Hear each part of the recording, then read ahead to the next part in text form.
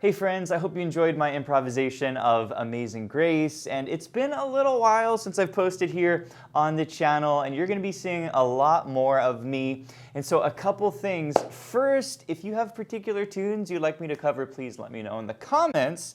And secondly, I created a little tutorial video if you want to learn how to take a melody like Amazing Grace and add all of these really beautiful chords to it. You want to learn how to basically create really beautiful harmonies and fills and really make a beautiful sounding improvisation. I put a little video together just for you. It's not very hard to play and you're going to learn a lot of my techniques. So I'll put a link to that right over here. And thanks for watching. I'll see you in the next one.